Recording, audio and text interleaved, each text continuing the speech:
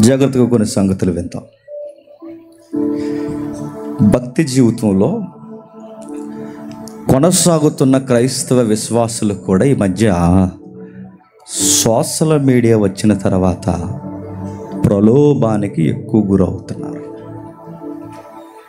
దుర్బోధల యొక్క పరంపర లోతైన ఏరు లేని వారిని ఎత్తుకెళ్ళిపోతుంది. మీరు గమనిస్తున్నారో లేదో, ఆ మధ్యకాలంలో వరల్డ్ కప్ జరుగుతున్న టైంలో జ్యోతిష్యాలు చెప్పడం స్టార్ట్ చేశారు. నేను ఆ జ్యోతిష్యుల పేర్లు చెప్పి వాళ్ళకి వ్యూస్ ట్యాగ్ లైన్స్ పెంచడం నాకు ఇష్టం లేదు, కానీ సారని చెప్తాను. వాళ్ళు ఏమన్నారంటే పక్కా మన ఇండియా గెలిచేస్తుంది అన్నారు. ఆ మాట చెప్పేసరికి ఆ స్టేట్మెంట్లు బేస్ చేసుకుని కొంతమంది వైజాగ్ బీచ్లో బట్టలు ఇప్పుకుని తిరుగుతా అన్నది ఒక సిగ్గులేని పనికి మారింది. మన ఇండియా గెలిచేస్తుందని. మరికొంతమంది ఏం చేస్తారంటే, ఇదిగో ఇప్పుడు ఎప్పుడైతే బట్టలు ఇప్పు తిరుగుతుందా చూద్దామని ఆశ పెట్టుకుని కొంతమంది బీచ్లో 24 hours కూర్చున్నారు. ఆలూరే వైజాగ్ పూజలు, ప్రార్థనలు, హోమాలు, రకరకాల జాతకాలు ఇవన్నీ చెప్పి ఇండియా గెలిచేస్తుంది అన్నారు. గెలవలా, ఓడిపోయింది. ఎవరు గెలుస్తారంటే జ్యోతిష్యాలు చూసిన వారు గెలవరు, హోమాలు చేసిన వారు గెలవరు, రకరకాల యజ్ఞయాగాలు చేసిన వారు గెలవరు, ప్రార్థనలు రకరకాల పూజలు చేసిన వారు గెలవరు. ఎవరు గెలుస్తారు? ఒత్తిడి తట్టుకుని జట్టు కొరకు గట్టిగా ఎవడైతే కష్టపడతారో ఆ జట్టు చెప్పండి గెలుస్తుంది. పూజలు చేస్తే ఎవడ గెలుస్తాడు? రకరకాల స్టేట్మెంట్లు ఈరోజు జ్యోతిష్యాలు ఎలా ఉన్నాయంటే ల్యాప్టాప్లు ముందెట్టుకుని చెప్పేస్తున్నారండి. ల్యాప్టాప్ టకటక కొట్టి టకటక చూసి ఈ వారంలో మీకు ఎలా ఉంటుందంటే ఆ వారం అలా ఉంటుంది అన్నారు. హీరోలు ఫామ్లో ఉన్న హీరోయిన్లు, ఫామ్లో లేని హీరోయిన్లు అందరూ వచ్చి అయ్యగా దగ్గర కూర్చుని అంతలేదు ఇంతలేదు ఎన్నెన్నో చెప్పించుకుంటున్నారు.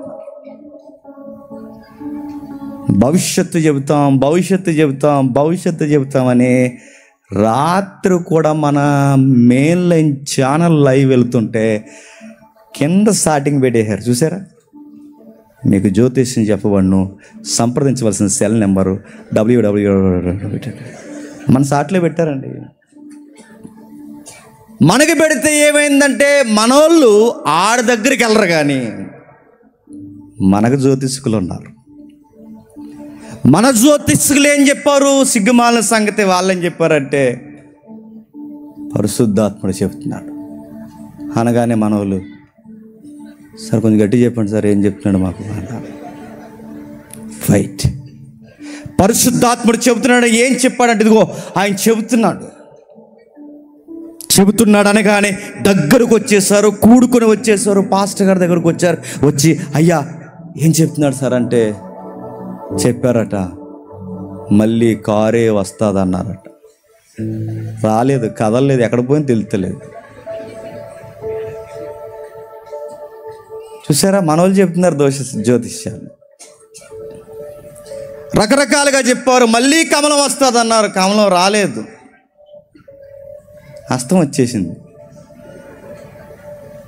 రకరకాలు చెప్తున్నారు. ఇంక మన స్టేట్ ఒకటి మిగిలింది. ఇది గెలిచిన తర్వాత ఇదిగో నేను చెప్పింది జరిగింది అంటారేమో.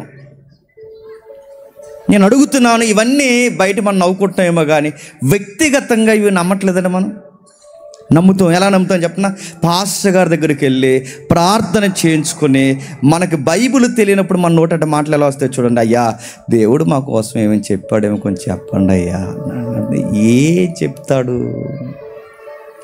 దేవుడు మా కోసం ఏమైనా చెప్పాడేమో చెప్పండి అయ్యా, ఏదో ఒకటి చెప్పండి అయ్యా అంటే నువ్వు ఇలా అడిగేసరికి ఆయన ఏమంటాడంటే చెప్పాడు, రాత్రి చెప్పాడు, వచ్చే నెలలో మీకు కార్యం చేస్తానన్నాడు. ఎలా చెప్తాడు? నాకు పెద్ద క్వశ్చన్ మార్క్ అండి. ఎలా చెప్తాడు? ఫోన్ చేసి చెప్తాడా? ఎలా చెప్తాడు? గదిలోకి వచ్చి చెప్తాడా? ఎలా చెప్తాడు? వాక్యములో లోతైన ఏర్ లేనప్పుడు సైకలాజికల్ ఫీలింగ్స్లో బతికేస్తారు, మానసికమైన ఆలోచనలో బతికేస్తారు. ఎలా చెప్తాడు ఆయన? దేవుడు మాట్లాడితే ఎలా మాట్లాడతానే ఒక పెద్ద సబ్జెక్ట్ ఉంది. అది ఎప్పుడైనా వింటే దేవుడు ఎలా మాట్లాడతాడో అర్థమవుతుంది. అది ఏదైనా తెలిస్తే దేవుడు ఎలా మాట్లాడుతుంది. ఎందుకంటే ఇవి గనక మీకు తెలియలేదు, ఈ మౌలిక సత్యాలు మీకు తెలియకపోతే వ్యాపారం చేసేవాళ్ళు బయట ఉన్నారు. రేపు నుండి మిమ్మల్ని అమ్మేసేవారు, మీ అవయవాలు తినేసేవాళ్ళు, మీ రెక్కల కష్టాన్ని ఎత్తుకెళ్ళిపోయేవారు, మీ అమాయకపు భక్తిని వ్యాపారం చేసేవాళ్ళు రేపు నుంచి బయట ఉన్నారు. మీ బాధలకు వారు ఉపశమనంలో మాటలు మాట్లాడి, మీ ఇబ్బందులకు స్వస్థతలు కలిగితే రకరకాలు చెప్పి దేవునికి ప్రతినిధులుగా వ్యవహరిస్తున్నామని వ్యాపారపు అడ్డాలుగా ఎదిగిపోతున్న వాళ్ళు ఉన్నారు.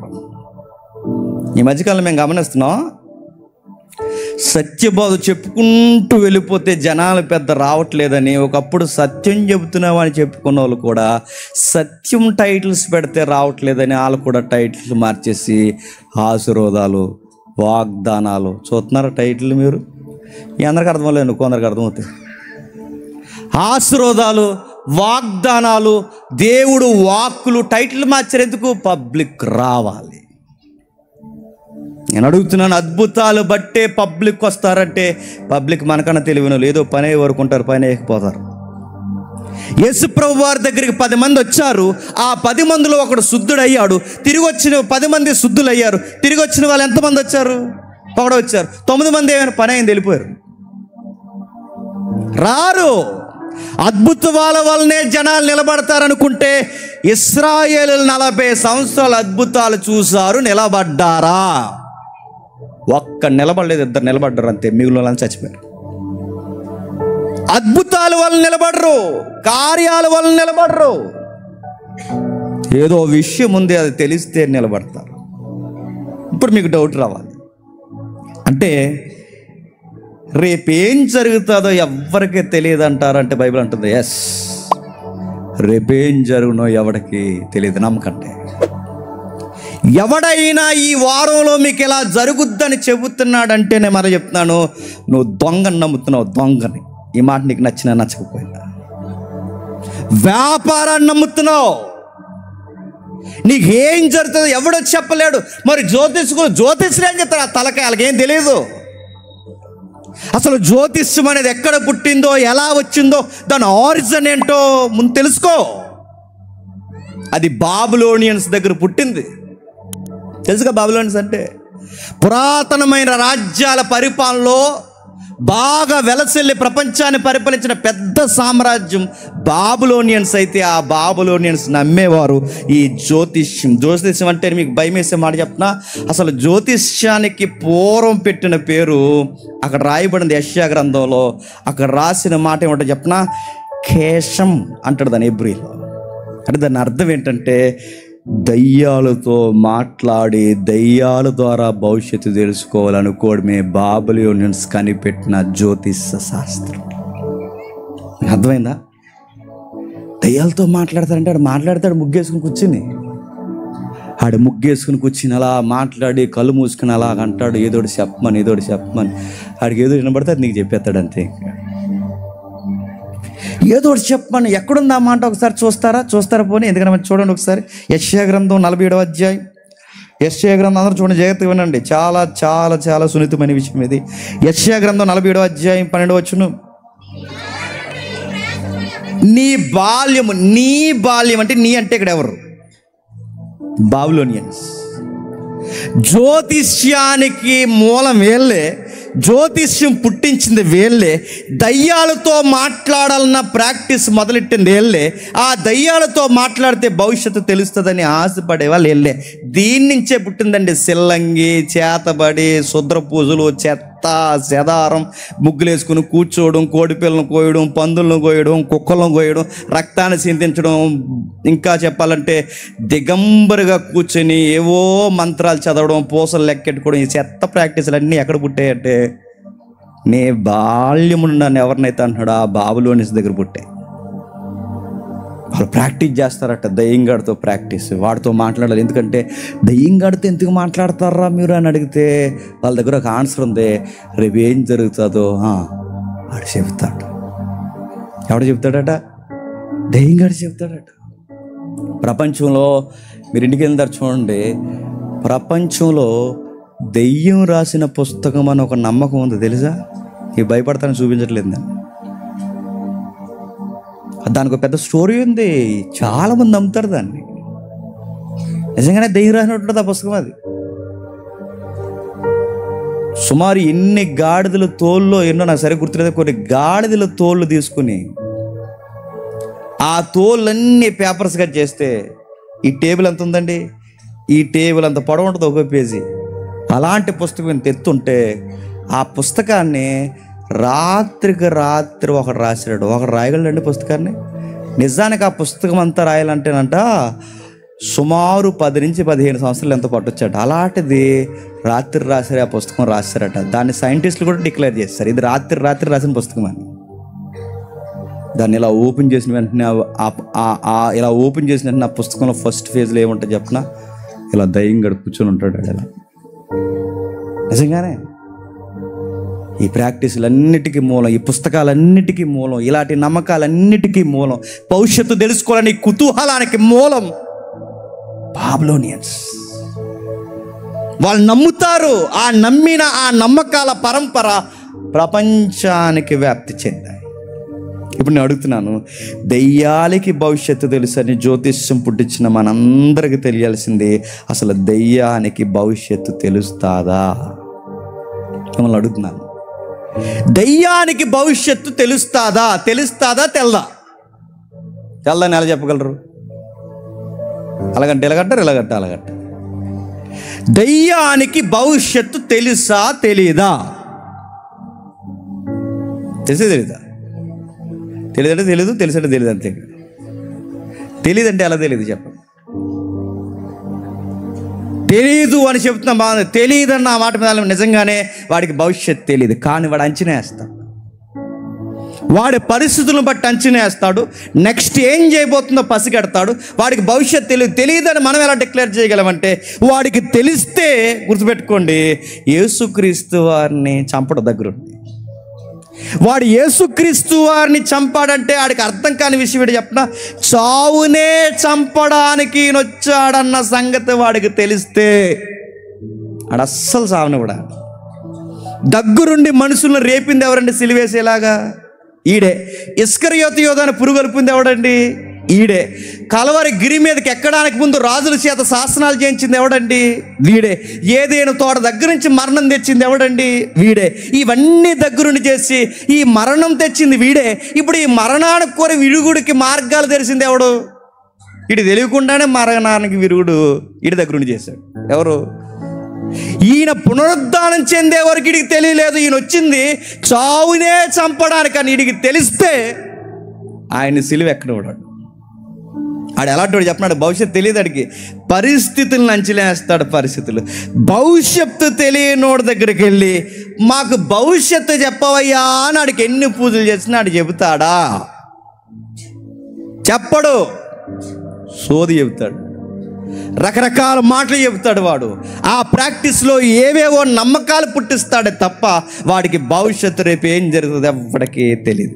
జ్యోతిష్యానికి భవిష్యత్తు తెలియదు, మాంత్రికులకు భవిష్యత్తు తెలియదు, మనుషులకు భవిష్యత్తు తెలియదు, సాతానికి భవిష్యత్తు తెలియదు, ఎవ్వడికి భవిష్యత్తు తెలియదు. మరి ఎవడికి తెలుసు? దేవుడికి తెలుసు. రేపేం జరగబోతుందో నీకు, నాకు, మాంత్రికుడికి, జ్యోతిష్యుడికి ఎవడికి తెలియదు. దేవుడికే తెలుసు. మాంత్రికులు పసరే చూపించేస్తున్నారు కదండి చేతులు అంటే, పసరే చూపించేస్తున్నాడు ఆడు.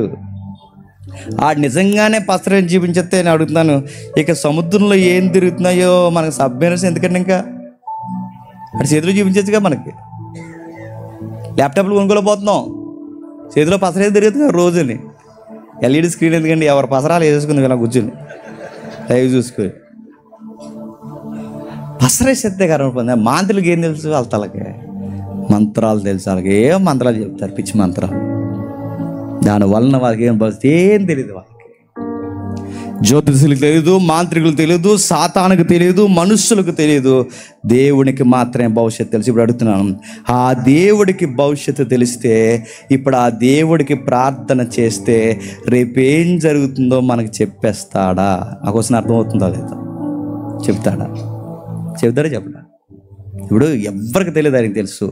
రేపేం జరుగుతుందో ఆయన తెలుసు కనుక జరగబోయే విషయం కొరకు ఇప్పుడు ఆయనకు ప్రార్థన చేస్తే చెబుతాడా? చెప్పడా? చెబుతాడన్న వాళ్ళు చేయొద్దండి, చెప్పడన్న వాళ్ళు చేయొద్దండి. ఏమి ఎత్తకపోతే సైలెంట్గా వెళ్ళిపోండి. ఏదో చెప్పండి. మరి ఆయనకు ప్రార్థన చేస్తే భవిష్యత్తు చెబుతాడు అన్న వాళ్ళు నమ్మకంతో చేయొద్దండి.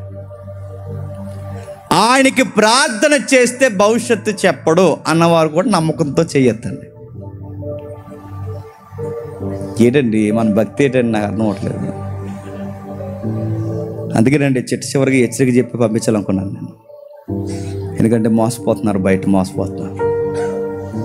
దేవుడికి భవిష్యత్తు తెలుసు, రేపు ఏం జరగబోతుంది. ఈ ఇయర్లో మనం 2023 సెమినార్ చూస్తున్నాం. కానీ మీకు మాట చెప్పనా, మన చిట్ట చివరి సెమినార్ ఏంటో కూడా, జేమ్స్ కూడా ఏ ఇయర్లో చచ్చిపోతాడో కూడా చెప్పండి, ఆయన చూసేసాడు ఆల్రెడీ. నా పిల్లల కూడా ఈ పరిచర్ని ఏం చేయబోతున్నారో, మీ పిల్లలు కూడా రేపొద్దున ఏం చేయబోతున్నారో, దీని చిట్ట చివరి సెమినార్ ఏంటో కూడా చూసాడు ఆయన. ఆయనకు తెలుసు. ఆయన దృష్టిలో అన్ని భవిష్యత్తులు అయిపోయిన పాత చిత్రాలు గుర్తుపెట్టుకోండి. అన్నీ అయిపోయిన కథ మనకి కొత్తది. మొన్న 31st మెసేజ్కి ఐజాక్ గారు చాలా ఇన్స్పైర్ అయ్యారు. ఎందుకంటే ఆయనకి ఈ ఫిజిక్స్ సబ్జెక్ట్ బాగా ఆయనకి ఇష్టం అనుకుంటాను, నాకులాగా. మొన్న ఇప్పుడు స్పేస్లో తిరుగుతుంది కదండి, జేమ్స్ వెబ్ టెలిస్కోప్ అని తిరుగుతుంది స్పేస్లో. చూసారు, రోజుకు ఫోటో పంపిస్తుంది. అది ఈ మధ్యకాలంలో విశ్వం స్టార్టింగ్లో పుట్టిన ఫోటో పంపించిందండి. అంటే ఎప్పుడో విశ్వం స్టార్టింగ్లో పుట్టిన ఆ ఫోటో ఇది ఇప్పుడు ఎలా తీసిందండి?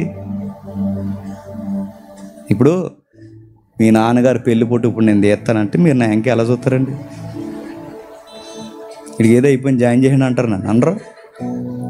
కానీ విషయం ఏంటి చెప్పనా, తీస్తారు. అడ్వాన్స్ సైన్స్ ఎప్పుడో జరిగిపోయింది, ఇప్పుడు ఎలా తీస్తారండి అంటే నువ్వు నేను తీయలేం. కానీ James Webb telescope, NASA, national aeronautics and space administration ఇచ్చిన స్టేట్మెంట్ తీస్తుంది. అది ఎలా తీస్తుంది? ఒక గుణం ఉంది సైన్స్లో. ఆ సైన్స్ ఏంటి చెప్పి, నువ్వేదన్నా చూడాలి అంటే కాంతి లేకుండా ఏది చూడాలి. ఇప్పుడు నువ్వు నాకు కనబడుతున్నావా? నువ్వు నాకు కనబడాలంటే కొంచెం ఇక్కడ ఒక సైన్స్ జరగాలి. సైన్స్ ఏంటి చెప్పినా, ఒక వెలుగు ఉందిగా, ఈ కట్టిన వెలుగు, ఆ వెలుగు నీ మీద కొట్టాలి, ఆ కిరణాలు వచ్చి నా కంట్లో పడాలి, నీ బొమ్మ తిరగేసి నాలో పడితే బొమ్మ నాకు స్ట్రైట్కి కనబడాలి. ఇదంతా సెకండ్స్లో జరిగిపోవాలి. లైట్ లేదనుకోండి, నువ్వు ఎక్కడున్నా కూడా కనబడతావు. అంటే ఆ కిరణం నీ మీద పడి మళ్ళీ అది రివర్స్లో వచ్చి ఆ బొమ్మ నాకు ఇలా సిట్టిబాబు గారని, ప్రసాద్ అని, తమ్ముళ్ళని ఇంతమంది నాకు కనబడుతున్నారు. చొక్కా, ఎరుపు, నలుపు ఇవన్నీ ఎలా తెలుస్తున్నాయి అంటే కాంతి నీ మీద పడి నా మీదకి వస్తుంది, నా మీద పడి నీ మీదకి వస్తుంది. ఈ బొమ్మలు అటు ఇటు తిరుగుతాయి. ఈ బొమ్మలు తిరగడానికి కారణం ఏంటో తెలుసా? కాంతి.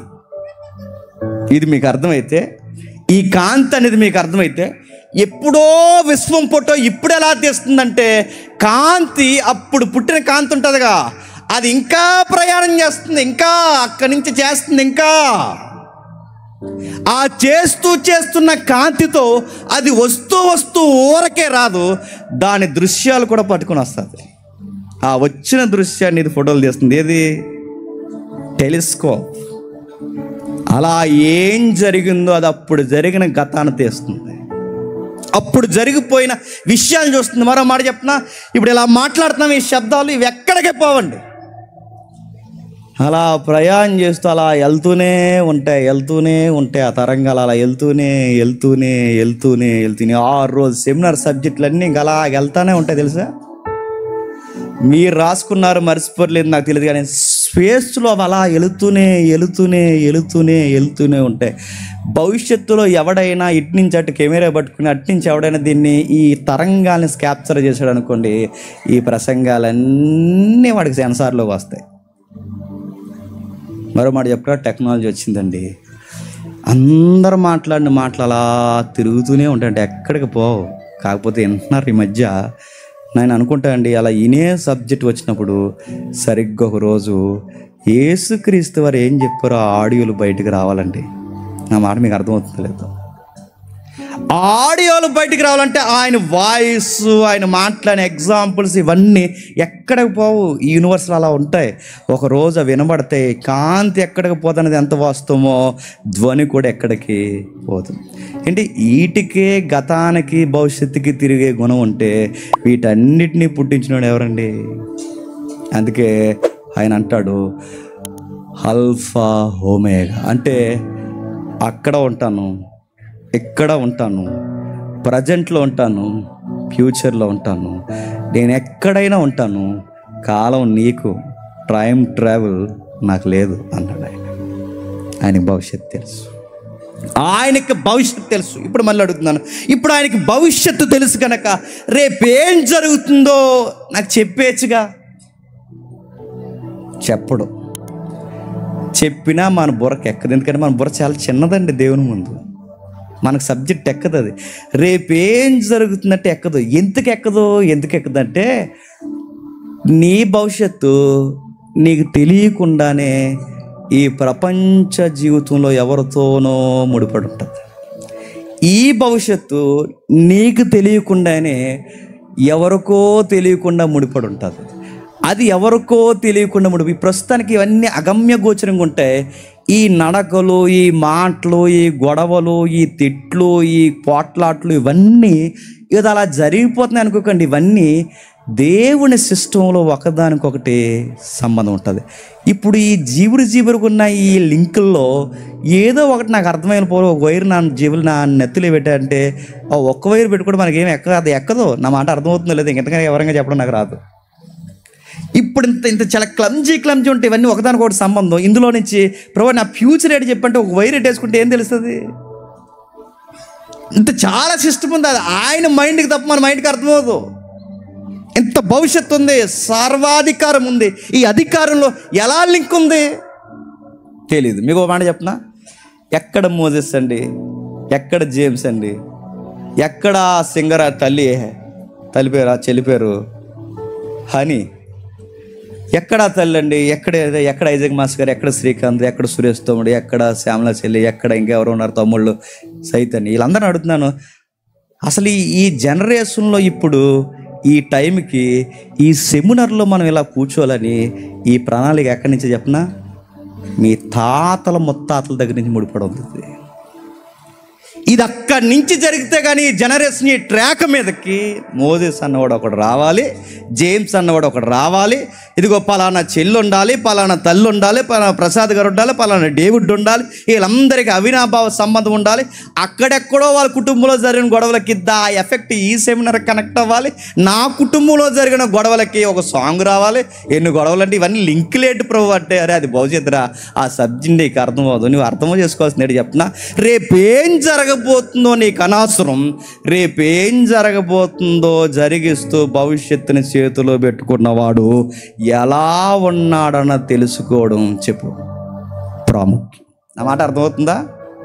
కొంచెం డెప్త్గా ఉంటుంది, వినండి. అంటే రేపేం జరగబోతుందన్నది నీకు అనవసరం. రేపేం జరగబోతుందని జరిగిస్తున్నవాడు ఎట్టువాడో తెలుసుకోవడం చెప్పు ప్రాముఖ్యం. అంటే జరగబోయే భవిష్యత్తు ఏంటన్నది నీకు నాకు తెలియదు, కానీ ఒకటైతే చెబుతాడు, ముందు నాకు ఇష్టమైనది ఏంటో నాకు ఇష్టం కానిది ఏంటో తెలుసుకో. ఎందుకంటే ఈ వ్యవస్థను నడిపిస్తున్న నా చేతుల్లో ఫ్యూచర్ ఉంది కనుక చెప్పు ముందు నేను ఎలా ఆటోని తెలుసుకో. ఎందుకంటే రేపు కీడు ఏ టైంకి రాబోతుందో నీకు తెలియదు. అందుకే ప్రభు పరలోక ప్రార్థనలో కూడా చెప్తాడు, ప్రభువా మమ్మల్ని కీడులో నుంచి తప్పించి అన్నాడు. చూసారా, భవిష్యత్తులో ఏ కీడు ఎలా వస్తుందో మనకు తెలియదు. ఎవరు తెలుసట? దేవుడికి తెలుసు. కాబట్టి ఏ కీడు ఎలా వస్తుందో మనకు తెలియదు, దేవుడు తెలుసు కనుక ఆయనకు ప్రార్థన చేయి. ఇది నా క్వశ్చన్ మాత్రమే. నేను ఎవరిని ఇది నమ్మండి అని చెప్పట్లేదు, కానీ ఒక మాట నాకు ఎప్పుడో డౌట్ వస్తుంటుందండి. నేను సురేష్తో నా దగ్గర ఉన్న వాళ్ళతో పంచుకుంటుంటాను. నాకు వచ్చి పెద్ద డౌట్ ఏంటి చెప్పనా, అప్పుడప్పుడు కొన్నిసార్లు ఈసారి మీకేమైనా ఎక్స్పీరియన్స్ ఉంటే మీరు గెస్ చేయండి. నాకు అనిపించింది, ఇది పెద్ద సిద్ధాంతం చేసి రాద్దాం చేసి నన్ను ఎటకారం చేయకుండా నాకు అనిపించింది చెప్తున్నా. కొన్నిసార్లు మన లైఫ్లో అరే ఇది ఆల్రెడీ జరిగిపోయినట్టుందిరా అనిపిస్తుంది. మీకు ఎప్పుడైనా అనిపించిందా? చూసే బాధితులు ఇంతమంది ఉన్నారన్నమాట. ఆల్రెడీ వచ్చినట్టు, ఆల్రెడీ జరిగినట్టు, ఇదేదో అయినట్టు అడుగుతున్నాను. రీల్ ఏమైనా వెనక్కి వెళ్ళిందంటారా? లేదా ఏదైనా టైం ట్రావెల్ వెనక్కి వెళ్ళి ఏమన్నా వచ్చామంటారా? దేవుడు ఏదన్నా తప్పించేశాడంటారా? ఇది మంచిది కాదని మన భక్తి భయభక్తులు తీసి ఏమన్నా పక్కకి తప్పించాడంటే నాకు ఎన్ని క్వశ్చన్స్ అండి ఇవి. అదేదో జరిగింది, మళ్ళీ నెక్స్ట్ ఇదే జరుగుద్ది అని కూడా గెస్ చేస్తుంటాం మనం. అందుకే నేను అనుకుంటానండి, రేపేం జరుగుద్దో మనకు తెలియదు, కానీ రేపేం జరుగుద్దో మార్చేవాడు ఒకడు ఉన్నాడు. ఆయన పట్టుకోండి, మారుస్తాడు ఆయన, ఇన్వాల్వ్ అవుతాడు ఆయన. జ్యోతిష్యులు చెప్పడు, సాతాను చెప్పడు, మాంత్రికులు చెప్పడు, ఎవడో చెప్పడు. దేవుడు కూడా నీకు కొన్ని విషయాలు చెప్పడు, ఎందుకంటే మనకి ఎక్కదు. మరి ఏం చెప్తావు ప్రభు అంటే ఒక విషయం చెప్తాడరే, సర్వచిత్తం అంటే ఈ యూనివర్స్కి ముడిపడున్న సార్వత్రిక సర్వచిత్తము, సర్వాధికార చిత్తం ఒకటి ఉంది. దాన్ని నువ్వు అడక్కో, నేను చెప్పను, నీకు అర్థం అవ్వదు. కానీ బయలుపరచబడిన ఒక చిత్తం ఉంది, అది నీకు చెబుతాను, జాగ్రత్తగా విను, నీకు అర్థమైపోద్ది అన్న. బయలుపరచబడిన చిత్తం అంటే, బయలుపరచబడిన చిత్తం అంటే చెప్పులేసుకుంటావా? బయలుపరచబడిన చిత్తం అంటే దేవుడు ఏదైతే 66 పుస్తకాలు మన చేతుల్లో పెట్టాడో ఇది చెప్పండి బయలుపరచబడిన చిత్తం. ఇందులో ఆయన చిత్తం ఉంది. విషయం ఏంటి చెప్తున్నా, ఈ బయలుపరచబడిన చిత్తంలో రేపు నువ్వు ఏ బస్సు ఎక్కుతావు ఇందులో ఉండదు. రేపు నీకు ఉద్యోగం వస్తుందో లేదో ఇందులో ఉండదు. రేపు ఏం జరగబోతుంది ఇది ఏది ఉండదు నీకు. రేపు ఏం జరగబోతుంది ఇది ఏది చెప్పడు. కానీ ఒక విషయం చెప్తాడు, ఆయన ఇష్టం ఏంటో ఇష్టాలు కానివేంటో చెప్పండి ఇందులో చెప్తాడు. ఇప్పుడు నేను డైరెక్ట్ క్వశ్చన్ అడుగుతున్నా, డైరెక్ట్ ఆన్సర్ చెప్పండి నాకు. బైబిల్ ఎవరి చిత్తం అండి? దేవుని చిత్తం. దేవుని చిత్తం అలా పిండితే ఆ సారాన్ని ఇలా బయటికి తెస్తే దేవుని చిత్తంలో సెంటర్ ఆఫ్ అట్రాక్షన్గా ఒక పర్సనాలిటీ ఉంటుంది. ఎవరు చెప్పండి. దేవుని చిత్తంలో ఒక సెంటర్ ఆఫ్ అట్రాక్షన్గా ఒక పర్సనాలిటీ ఉంది. ఎవరు? యేసుక్రీస్తు. అంటే ఇప్పుడు ఈయన చిత్తంలో కేంద్ర స్థానం ఎవరై ఉన్నారు? యేసుక్రీస్తు వారు. ఇప్పుడు యేసుక్రీస్తు వారు కేంద్ర స్థానమై ఉన్నాడు కనుక ఇప్పుడు ఈ బయలుపరచబడిన చిత్తం అంటే 2 రకాలు ఉన్నాయి. ఒకటి బయలుపరచబడని చిత్తము, చెప్పండి. బయలుపరచబడిన చిత్తం అంటే తెలియని చిత్తము, చెప్పండి. తెలిసిన చిత్తము. తెలిసిన చిత్తంలో ఎవరున్నారంటే యేసుక్రీస్తు వారు సెంటర్లో ఉన్నారు. తెలియని చిత్తంలో సెంటర్లో ఎవరున్నారంటే తండ్రి అయిన దేవుడు ఉన్నాడు. అంటే ఇప్పుడు బయలుపరచబడిన ఈ చిత్తంలో సెంటర్లో ఆయన ఉంటే ఏముంది అందులో ఒకసారి చూడండి. కొలసీ పత్రిక 1వ అధ్యాయం. కొలసీ పత్రిక అందరూ చూడండి, ఏమర్థమవుతుంది ఒక అరగంట తర్వాత అన్నీ అర్థమవుతాయి, జాగ్రత్తగా వినండి. కొలసీ పత్రిక 1వ అధ్యాయం. కొలసీ పత్రిక 1వ అధ్యాయం 16-17 వచనాలు. యాలి అనగా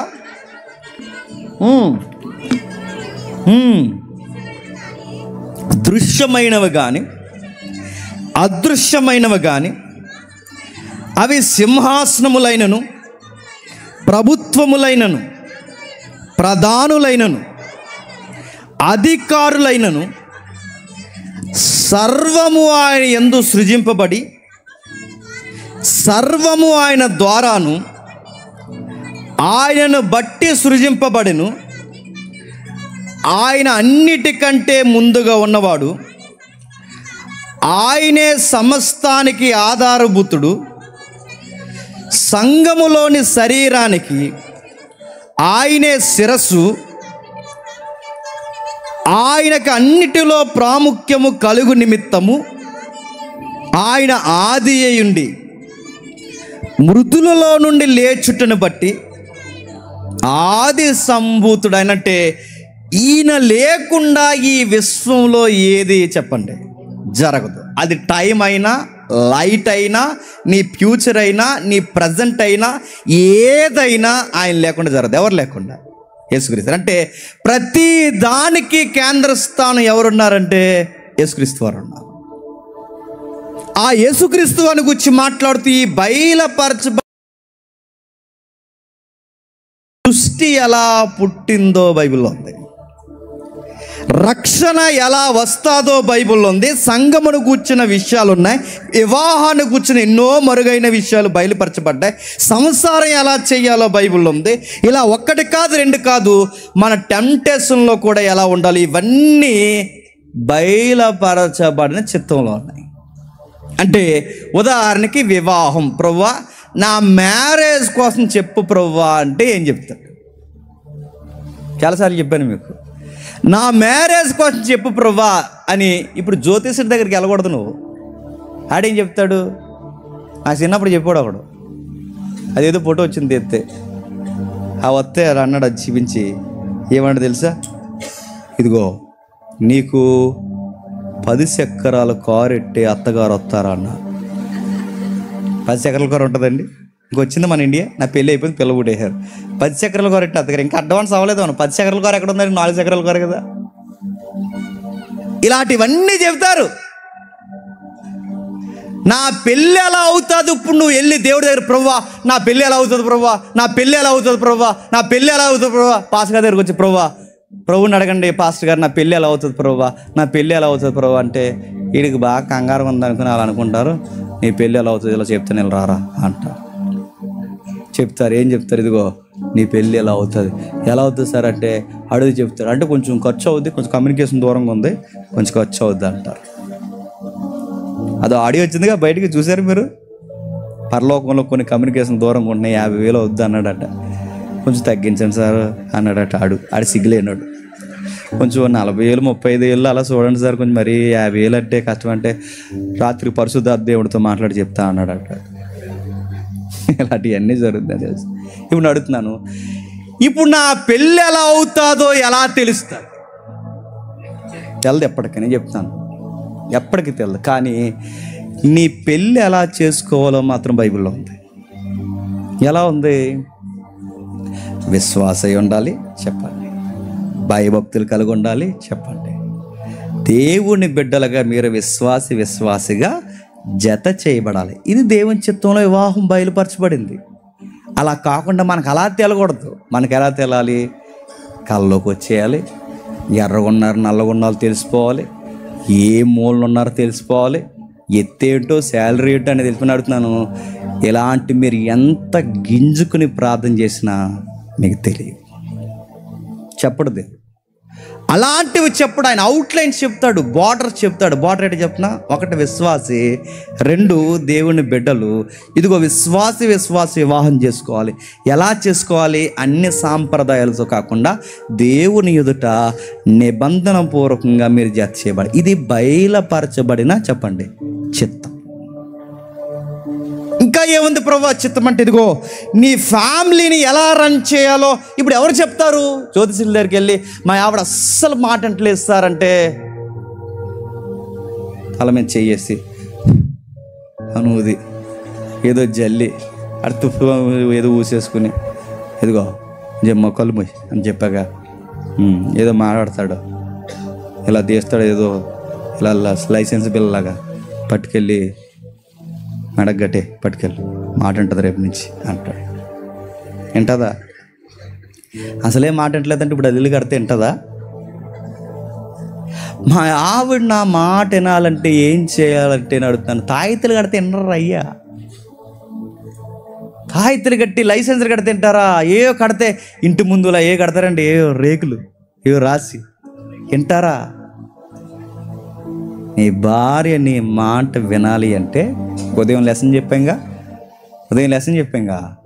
నీ భార్యను ప్రేమించు, నీ మాట వింటా. ఉంది ఇదంతా. ఇవన్నీ ఓపెన్ చేయబడిన దేవుని చిత్తంలో ఉన్నాయి. లేదా ఎంత విపులంగా మనకున్నా నువ్వు ఎవరి దగ్గరకు పరిగెడుతున్నావు మాట వింటలేదని? నీ పెళ్లి కోసం, నీ వివాహ వ్యవస్థ కోసం, నీ ఉద్యోగాల కోసం పెరుగుతున్నా. ప్రభువా నాకు ఏ ఉద్యోగం వస్తుంది ప్రభు అంటే నేను అడుగుతున్నాను. ఏ ఉద్యోగం వస్తుందో చెప్పడు, కానీ ఎలాంటి ఉద్యోగం చేయాలో చెబుతాడు. ఎలాంటి ఉద్యోగం? దుర్వ్యాపారాలు చేయకు, దొంగ ఉద్యోగాలు చేయకు, యథార్థంగా కష్టపడు, నీ రెక్కల కష్టాన్ని నేను దీవిస్తాను అన్నాడు. యథార్థవంతులను వర్ధలింపజేస్తాడు. ఈ చిత్తం చెప్పాడు. ఇలా కాకుండా ప్రభువా మాకు ఏ వ్యాపారం చేస్తే మాకు కలిసి వస్తుంది, ఏ బిజినెస్ చేస్తే మాకు కలిసి వస్తుంది, చెప్పు ప్రభువా నీకు సంవత్సరాలు అయిపోవాలి తప్ప చెప్పండి. ఎందుకంటే అనవసరమైన ప్రేయర్స్ ప్రాక్టీస్ చేస్తున్నావు. నువ్వు ఏదో ఒక పని చేయి, కష్టపడి పని చేయి, యథార్థంగా పని చేయి, చేతికి ఏ పని వస్తే ఆ పని చేయి. యోసేపు స్టోరీ విన్నాగా, అవన్నీ మీకు జ్ఞాపకం రావాలి. నువ్వు ఎక్కడుంటే అక్కడ పని చేయి, ఆ పనిలో నువ్వు దేవునితో అవినాభావ సంబంధం కలిగి ఉండు, నువ్వు ఎక్కడున్నా సక్సెస్ అయిపోతావు అంతే. అంటే ఇవన్నీ మనకేం నేర్పిస్తున్నాయి? బయలుపరచబడిన చిత్తం. అంటే బయలుపరచబడిన చిత్తంలో నీ మ్యారేజ్ ఏంటో ఉంటుంది, నువ్వు ఏం చేయాలో ఉంటుంది, నువ్వు ఎలా బతకాలో ఉంటుంది, ఏం మాట్లాడాలో ఉంటుంది, ప్రతి విషయంలో చెప్పేశాడు. ఇక రెండవది అంటే వ్యక్తిగత పరిచర్యలో ఏం తెలియదు అంటారా అంటే తెలుస్తుంది. ఎలా తెలుస్తుంది?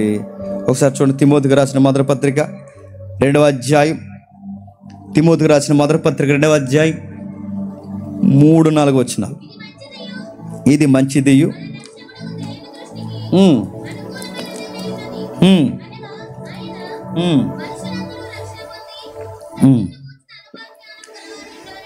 మనుషులందరూ రక్షణ పొంది సత్యమును గూర్చిన అనుభవ జ్ఞానము గలవారి ఉండవలనని దేవుడు ఇచ్చ అంటే ఏంటండి? చిత్తం. దేవుడు ఏమి ఇష్టపడుతున్నాడట? అందరూ రక్షణ పొందాలని. ఈ మాట నన్ను అపార్థం చేసుకోవచ్చు, ఏమని అనుకోవచ్చు. ఆ మాట నేను తెర మీద తీసుకొస్తాను, ఏమనుకున్నా పర్లేదు, చెప్పాలి, ఎందుకంటే వాక్యం తెలియాలి. ఈ మధ్యకాలంలో క్రైస్తవ సంఘంలోనికి ఒక పాట వచ్చింది. ఆ రచయిత నాకు ఇష్టమే, నేను సేవకులను గౌరవిస్తాను, ఆయన అంటే నాకు ఇష్టమే. కానీ పాటలో లైన్ తప్పుపడింది. ఆ లైన్ ఏంటి చెప్పనా? దావీదును గెలిపించుటకే ఎవరిని పుట్టించాడట? గొలియాతును పుట్టించాడట. నా మాట రైట్ అంటారా బిబిలికల్గా? దావీదుని గెలిపించడానికి గొలియాతును పుట్టించడం ఏంటండి? అంటే గొలియాతు ఓడిపోవాలని పుట్టించాడా? గొలియాతు దావీదుని హైలైట్ చేయడానికి పుట్టాడా? ఈ వచ్చిన బట్టి చెప్పండి, అందరూ ఏం పొందాలని ఉందట? రక్షణ. అందరూ రక్షణ పొందాలని దేవుడు ఇచ్చించుచున్నాడు అన్నది నీకు అర్థమైతే, ఇప్పుడు గొలియాతుగాడికి కూడా రక్షణ అవసరమని దేవుడు అనుకున్నాడా లేదా? ఫరోకు రక్షణ అవసరమని దేవుడు అనుకున్నాడా లేదా? ఇస్కరియోతు యోధాకు రక్షణ అవసరమని అనుకున్నా. అందరికీ రక్షణ కావాలండి. కాకపోతే ఆయన ఇచ్చిన రక్షణ భాగ్యాన్ని తృణీకరించి తమను తాము దేవునికి శత్రువులుగా చేసుకున్నారే తప్ప అందరూ మారు మనసు పొందాలన్నదే దేవుని చిత్తం. బయలుపరచబడిన దేవుని చిత్తంలో ఏముందో చెప్పనా? అందరూ మారు మనస్సు పొందాలి. అది గొలియాత్ అయినా చెప్పండి, దావీదైనా, అది ఎవరైనా అందరూ రక్షణ పొందాలి. కాకపోతే కొంతమంది కావాలని నరకానికి పుట్టరు, అది తప్పుడు సిద్ధాంతం. కొంతమంది కావాలని ఇంక ఈ సబ్జెక్ట్లో ఇదిగో ఈ ఫిగర్ అంతా పరలోకానికి వెళ్ళడానికి పుట్టారు, వీళ్ళందరూ నరకానికి వెళ్ళడానికి పుట్టారని ఇలాంటి భయంకరమైన సిద్ధాంతాలు ఉన్నాయని నమ్మకండి. అందరూ పరలోకం వెళ్ళాలని పుట్టారు, కాకపోతే తమ మనస్సులో దేవునికి చోటీయనొల్లకపోయారు గనక చేయరాని కార్యములు చేయుటకు తమ్మును తాము భ్రష్ట మనసుకు అప్పగించుకుని దేవుని చేత తృణీకరింపబడి నరకానికి పాత్రలు అవుతున్నారే తప్ప ఎవ్వరూ నరకానికి వెళ్ళడం దేవుని చిత్తము కాదు. ఇప్పుడు చెప్పండి, దేవుని చిత్తంలో బయలుపరచబడిన భవిష్యత్తులో ఏం చెప్పావా 66 పుస్తకాలు అంటే ఒక మాట చెప్పాడు, మీరందరూ మారు మనసు పొందాలి. అదొక మాట. ఈ బయలుపరచబడిన చిత్తంలో సేవ చేయడానికి మనం ముందుకు వెళ్ళిపోతున్నప్పుడు, పరిచర్యలో ముందుకు వెళ్ళిపోతున్నప్పుడు కొన్ని బ్రేకులు పడతాయి. పౌలు గారికట ఇప్పుడు అందరు రక్షణ పొందాలని దేవుని చిత్తమే కదండి. దేవుడట పౌలు గారిని ఆసియాకి వెళ్ళొద్దన్నాడట. ఇది అందరికీ అర్థమవుతుంది. మళ్ళీ చెప్తున్నాను, ఈ 4 పాయింట్లు అందరికీ అర్థమవుతుంది. బైబిల్ చదువుకునే వాళ్ళకి అర్థమవుతుంది. బైబిల్ రెగ్యులర్గా ఫాలో అయ్యే వాళ్ళకి మాత్రం అర్థమవుతుంది. మళ్ళీ చెప్తున్నాను, అందరూ రక్షణ పొందాలన్నది దేవుని చిత్తం అయితే, మరి రక్షణ పొందాలని దేవుని చిత్తమైనప్పుడు ఆసియాలో రక్షణ పొందాలో వద్దండి? పొందాలి. మరి ఆసియాలో ఉన్న ప్రజలు రక్షణ పొందాలని దేవుని చిత్తమైనప్పుడు, అన్ని ఖండాల్లో ఉన్నవారు రక్షణ పొందాలని దేవుని చిత్తమైనప్పుడు, అది చిన్న ఆసియాలో కూడా రక్షణ పొందాలన్న దేవుని చిత్తమైనప్పుడు, ఆసియాకి నువ్వు వెళ్ళొద్దు అని పౌలుని దేవుడు ఎందుకు ఆపేశాడు? ఇక్కడ ఏమర్థమవుతుంది చెప్పనా? బయలుపరచబడిన దేవుని చిత్తంలో మన వ్యక్తిగతమైన జీవితాల విషయానికి వచ్చేసరికి మనం ఎక్కడికి నడవాలో నడవకూడదో పరిస్థితుల్లోనైతే దేవుడు మనల్ని చెప్పండి గైడ్ చేస్తున్నాడని స్పష్టత మనం గ్రహించడం రావాలన్న. నా మాట అర్థమవుతుందో లేదు?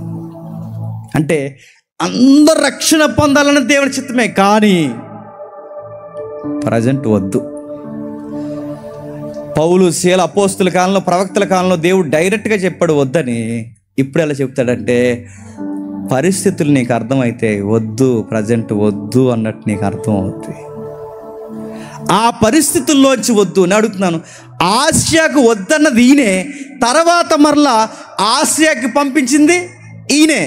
ఆసియాకి వద్దన్నది ఈయనే, ఆసియా ఖండాన్ని కలుపుకుని చిన్న ఆసియాతో సహా కలుపుకుని మన ఆసియా ఖండంలో ఉన్న మన భారతదేశానికి తోమాను పంపించింది ఈయనే. వద్దన్నది ఈయనే, పంపించేది ఈయనే. అదేంటి మరి పౌలుని వద్దన్నావు, తోమను ఎందుకు పంపావు? పౌలు గారిని వద్దన్నావు, తిమోతిని ఎందుకు పంపావు? పౌలు విషయంలో నా చిత్తం వేరు, తిమోతి విషయంలో నా చిత్తం వేరు, తోమా విషయంలో నా చిత్తం వేరు. ఇందులో జరిగినట్టు ఈయనకి జరగదు, ఈయనకి జరిగినట్టు ఈయనకి జరగదు. ఎవరి పరిచర్ని ఎలా చేయించుకోవాలన్నదే చెప్పండి నా చిత్తం. అది ఎలా తెలుస్తుంది ప్రభు అంటే, ఈ బయలుపరచబడిన ఈ బైబిల్ వాక్యాలు పట్టుకుని మనం సేవ చేసుకుంటూ ముందుకు వెళ్ళిపోతున్నప్పుడు మన సేవ ఏంటో మనకు స్పష్టంగా అర్థం అవడం స్టార్ట్ అవుతుంది. ఇంకా అర్థం అవ్వలేదు కదా, ఒక ఎగ్జాంపుల్ చెప్తాను, నా లైఫ్ ఎగ్జాంపుల్ చెప్తాను. చిన్నప్పుడు అండి నేను వాక్యాలు విన్నప్పుడు నాకు అర్థమైంది సువార్త చేయాలని. ప్రారంభంలోనే అర్థమైంది క్రైస్తవుడు సువార్త చేయాలి అని అర్థమైంది. ఏం చేద్దాం, సీరియస్గా వచ్చేసాను ఇంటికి. సీరియస్గా వచ్చి బాప్టైజం తీసుకున్నాక మరి సువార్త చేయాలని మనకు ఆజ్ఞలు ఉన్నాయి కదండి, సర్వలోకానికి వెళ్ళి సర్వసృష్టిగా సువార్త చెప్పాలని. నేను సువార్త చెప్పడానికి వచ్చి నా ఫస్ట్ సువార్త ఈవెంట్ ఎక్కడ ప్రారంభించింది చెప్పిన, మా ఇంట్లో మా అన్నయ్య పిల్లల్ని, మా ఈదులో పిల్లల్ని, అందరి పిల్లల్ని తీసుకొచ్చి వాళ్ళని అక్కడ కూర్చోబెట్టి, నాకు సిగ్గు, ఎప్పుడు బైబిల్ మనం బైబిల్ పట్టుకుంటే అందరు నవ్వేస్తారు. ఇప్పుడు అదో గొడవ, అందుకే ఇంట్లో పెట్టాం. నేనేదో సరదా ఎప్పుడు మా పిల్లలతో మాట్లాడిన మొండు మొగాలం మనవి. అలాంటి పిల్లలతో మాట్లాడదా అందరూ, మా అమ్మ కిటికీలోని చూస్తుంది, మా వదిన కిటికీలోని చూస్తుంది, అందరూ కిటికీ ఏం చేస్తున్నాడు పిల్లల్ని అనేసి. ఎప్పుడు మొండోడు ఆడి పని ఆడి చూసుకుంటే పిల్లలతో మాట్లాడదు. కూర్చోబెట్టాను, సండే స్కూల్ చెప్తున్నాను. అంతా చెప్పిన తర్వాత ఇంత పిల్లలండి, మా అన్నయ్య కూతుళ్ళు, మా అన్నయ్య కొడుకులు, అందరు చిన్న చిన్న పిల్లలు. అంతా చెప్పాక కొన్ని రోజులు నాకు అర్థమైంది నేను చెప్పింది వీళ్ళకి ఏం అర్థమవుతలేదని. బాబా మీద భయంతో అలా కూర్చుండే వాళ్ళు అంతే.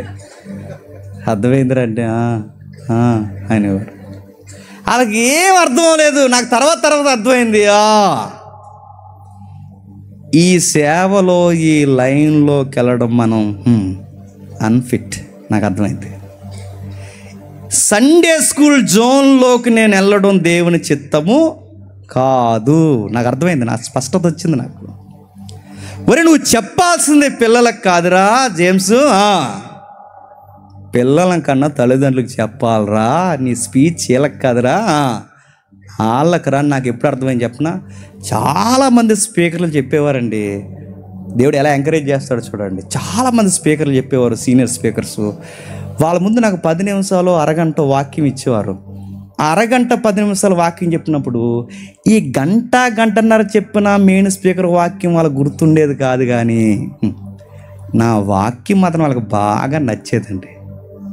అందరూ పెద్ద స్పీకర్ అక్కడ ఉండగా చిన్న స్పీకర్ అయినా నా దగ్గరకు వచ్చి నాతో మాట్లాడుతుంటే అప్పుడు నాకు అర్థమవుతుంది, నేను చెబుతుంటే పబ్లిక్కి అర్థమవుతుంది అన్నమాట. ఇది నా పిలుపు. పబ్లిక్లోకి దేవుడు నన్ను ఎంకరేజ్ చేస్తున్నాడు. 10 నిమిషాలు ఈ కుర్రాడు చెబితే బాగున్నాను అడుగుతున్నారంటే నా దేవుడు రే నువ్వు ఇట్రా ఇట్రా ఇట్రా అని పిలుస్తున్నాడు నన్ను. నువ్వు సండే స్కూల్ కదా ఇట్రా. ఇది మీకు అర్థమైతే మనం ఎలా వెళ్ళాలో పరిస్థితుల్లో దేవుడు మనతో చెప్తుంటాడు. స్పష్టంగా అర్థమవుతుంటుంది ఇది నా జోన్ అని. కొన్నిసార్లు ఇప్పుడు సేవ చాలా విస్తారంగా ఉందండి. ఎక్కడ పడితే అక్కడ సేవలు ఉన్నాయి కదండి. సేవల్లో గొడవలు ఉన్నాయి, సేవల్లో ఊగిసలాట్లు ఉన్నాయి, సేవలో పదవులు ఉన్నాయి, సేవలో పేర్లు ఉన్నాయి, పాటల కోసం పోటీలు ఉన్నాయి, రకరకాలు ఉన్నాయి. ఫస్ట్ మెసేజ్ ఇంత తొమ్మిదిగా ఫస్ట్ మెసేజ్, సెకండ్ మెసేజ్, ఆ మెసేజ్, ఈ మెసేజ్, ఆ గొడవ, ఈ గొడవ, టైం ఎక్కిపోతే గొడవ, టైం అవ్వకపోతే గొడవ, అది గొడవ, ఈ గొడవ, అన్ని గొడవలే. సంఘంలో ఉంటే గొడవ, లేకపోతే గొడవ, సంఘంలో ఉంటే మానసికమైన గొడవలు, అన్ని గొడవలే. ఇందులో తొక్కెత్తుంటారు మనల్ని గొడవలు. అలాగే మన కొత్త విశ్వాసం కదా అలాగే తొక్కెత్తుంటారు. మనం అలా సంఘంలో ఎదుగుతుంటాం చూసారా. ఇది ఎలా ఉంటుంది చెప్పిన, ఎప్పుడైనా క్రౌడ్, ఎప్పుడైనా మీకు ఈ బందోబస్తులకు వెళ్ళినప్పుడు జనాలు, ఈ తీర్థయాత్రలో జనాలు ఎక్కిరిసిపోయిన తొక్కిసలాట్లు జరుగుతుంటాయి చూసారా. ఈ తొక్కిసలాట్లు జరుగుతున్నప్పుడు, ఈ తొక్కిసలాట మధ్య ఉన్నప్పుడు ఎప్పుడైనా ఆ తొక్కిసలాట్లో జనాలు చచ్చిపోతుందని మనకు అర్థమవుద్ది. ఈ తొక్కిసలాట్లో జనాలు చచ్చిపోతున్నారు అన్నప్పుడు ఇంక గెంటేస్తుంటారు, అలా గెంటేస్తుంటారు, ఇలా గెంటేస్తుంటారు, అలా గెంటేస్తారు. అలా టైంలో నేను గెంటేస్తున్నారని అర్థమైనప్పుడు నువ్వేం చేస్తావు? ఇలాంటి ఏవో తగులితే మనకి ఈ బార్కెట్స్, ఆ బార్కెట్ దగ్గరకు పోతాం. మనకు అర్థమవుతుంది ఇది కానీ వదిలితే నన్ను తొక్కేస్తారని. ఆ వారకు పోయి ఇంకా వదలం మనం. ఈ క్రౌడ్ పోయే వరకు ఇంకా అలా కట్టుకుని ఉండిపోతాం మనం. నీకు అర్థమైందా? మధ్యలో ఉంటే తొక్కేస్తారు నిన్ను. నీ కరెక్ట్ పొజిషన్ ఏంటి చెప్పినా ఆ బార్కెట్ పెట్టుకో, బతికేస్తావు. ఇది నీకు అర్థమైతే, సింపుల్ ఎగ్జాంపుల్, ఇది నీకు అర్థమైతే ఈ సేవలో తొక్కేసులాట్లు జరుగుతున్నప్పుడు నీ సేఫ్టీగా నువ్వు ఎక్కడ నిలబడి నువ్వు సేవ చేయగలుగుతున్నావు నీకు అర్థమైతే, నేను మళ్ళీ చెప్తున్నాను, నువ్వు దేవుని చిత్తాన్ని పట్టేస్తావు అంతే. ఇది ప్రత్యేకించి ఆకాశం నుంచి రాదండి. ఇది ప్రత్యేకించి దేవుడు చెప్పడం. నీకు అర్థమవుద్ది, నీకు ఆ తృప్తి దొరుకుతుంది, నీ మాటలు ఎలా ఉన్నాయో తెలుస్తుంది, పరిచర్యలో ఏం చేయాలి నీకు అర్థమవుద్ది.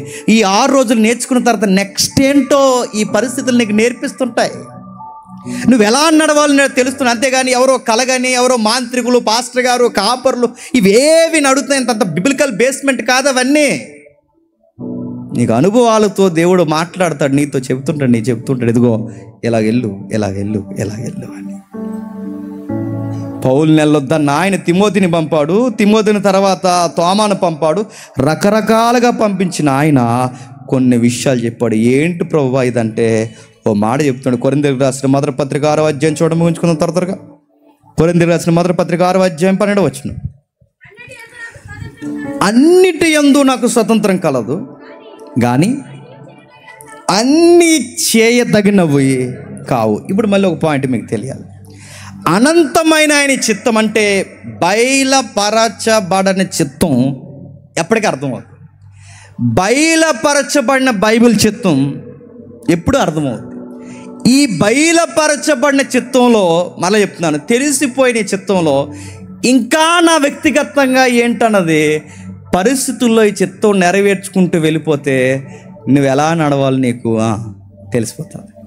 ఇప్పుడు మరలా ఈ బయలుపరచబడిపోయిన చిత్తంలో దేవుని చిత్తంలో ఒక పర్మిషన్ మనకు వచ్చిందంట. ఆ పర్మిషన్ ఏంటి చెప్పిన, నువ్వు ఏదైనా చేయొచ్చు, కానీ చెప్పండి అన్నీ చేయదగినవి కావు. అర్థమైనట్టుంది? అర్థం లేదు కదా, మరి చెప్తాను. అన్నీ చేయడానికి స్వతంత్రం ఉన్నా అన్నీ చేయదగినవి కాదు.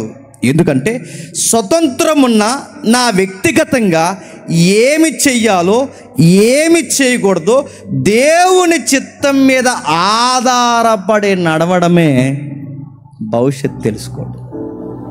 ఇంకా అర్థమవుతుంది. ఇప్పుడు నేను ఎప్పుడైనా అండి ఇప్పుడు అంతా బోధించి మీరందరూ వెళ్ళిపోయిన తర్వాత నేనే మద్యమో తాగాను అనుకోండి, నా చెయ్యి అడిపోద్దా? మీరందరూ వెళ్ళిపోయిన తర్వాత సిగరెట్టే కాల్సి అనుకోండి, ఏమవుద్దండి? ఇప్పుడు నేను సిగరెట్ కాల్చుకుని నా చెయ్యలా కాకపోయినా చెయ్యలా వెళ్ళిపోద్దా? ఏమి వెళ్ళదు, బ్రహ్మాండంగా వస్తుంది. నేను గ్లాస్ ఇలా పట్టుకుని నా గ్లాస్ ఏమైనా అలా వెళ్ళిపోద్దా? ఏమి వెళ్ళదు, చక్కగా వస్తుంది. అంటే ఇప్పుడు నేను సిగరెట్ కాల్చడానికి స్వతంత్రం ఉంది, బ్రాందీ తాగడానికి స్వతంత్రం ఉంది, పాపం చేయడానికి స్వతంత్రం. అంటే ఇప్పుడు నేను ఏదైనా చేయొచ్చు, కానీ చేయదగినవి కావు. ఎందుకంటే నీకు స్వేచ్ఛ ఇచ్చింది, నీ దేవుని చిత్తంలో నీకు స్వేచ్ఛ ఇచ్చినది నీ ఇష్టానుసారంగా చేసుకుంటూ వెళ్తామని కాదు. నీకు స్వేచ్ఛ ఎందుకు ఇచ్చాడంటే ఆయన చిత్తమును జరిగిస్తావని. నీ భవిష్యత్తు ఎలా ఉంటే ఎలా వెళుతుందో నీకు అర్థమవుతుంది కనుక ఆయన చిత్తం. ఇదిగో ఆయన చిత్తం ఏముంది, ఇలాగే తాగుతూ వెళితే ఒక రోజుకి ఏమవుతామండి, నేను పోతాను, పరిచర్య పోతుంది, అన్నీ పోతాయి. చివరికి వ్యసనాలు అన్నింటిలో పడిపోతే ఏమవుద్ది, అన్నీ అయిపోతాయి. అలా పోతాయన్న భవిష్యత్తు బైబిల్లో ఉంది. అలా కాదు, ఇదిగో నువ్వు ఇలా నమ్మకంగా పరిచర్య చేసుకుంటూ వెళ్ళిపోతే నువ్వు రక్షించుకుంటావు, నీ చుట్టూ ఉన్నవారిని కూడా చెప్పు రక్షించుకుంటావు. ఇప్పుడు ఈ రెండు ఎలా ఉంటాయన్నది, ఇలా వెళితే ఈ వ్యసనాలు ఇలా పోతామని భవిష్యత్తు అర్థమైపోయింది, ఇలా వెళితే నిత్య జీవానికి వెళతామని అర్థమైపోయింది. ఇది చెప్పడానికి కూడా దేవుడు పరలోకం నుంచి రావాలండి? అర్థమైపోలేదండి అది. దీనికి జ్యోతిష్యుడు చెప్పాలండి, దీనికి ఎవడో మనకు చెప్పాలండి. ఇది ఎవరు చెప్తారు? ఇదిగో నీకు అర్థమైపోయింది, బయలుపరచబడిన చిత్తంలో నువ్వు ఎలా ఉంటే ఎలా వెళతావో నీకు అర్థమైపోయింది. మరో ఎగ్జాంపుల్ చూద్దాం. సంఖ్యాకాండం ఒకసారి చూడండి. సంఖ్యాకాండము 21వ అధ్యాయం. సంఖ్యాకాండం త్వర 21వ అధ్యాయం మొదటి 3 వచనాలు చూడండి. ఇశ్రాయేల్ అందరూ వచ్చుచున్నారని దక్షిణ దిక్కున నివసించిన కనానీయుడైన